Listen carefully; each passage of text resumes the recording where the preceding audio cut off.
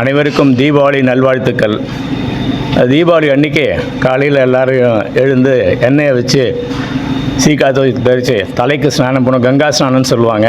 அது செஞ்சு புது துணிமணிகள் உடுத்தி கொண்டு வெடியெல்லாம் வெடிச்சுட்டு கார வகைகள் பக்ஷண வகைகள் எல்லோரும் சாப்பிட்டு இந்த வருஷம் எல்லாம் நல்லபடியாக நடக்கணும், எல்லாம் நல்லா படிக்கணும், நல்லா ஹெல்த்து நல்லா இருக்கணும் அப்படின்ற ஒரு இதுவை கடவுள்கிட்ட வேண்டிக்கிட்டு இந்த தீபாவளியை சந்தோஷமாக எல்லோரும் கொண்டாடுறாங்க.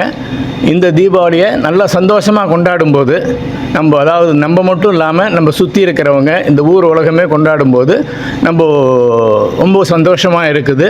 எல்லோரும் இதே மாதிரி எல்லா பண்டிகைகளும் ஒன்றாக சேர்ந்து இந்த சமூகத்தில் நல்லபடியாக ஒன்றாக வாழணுன்றது என்னோடய பிரார்த்தனை.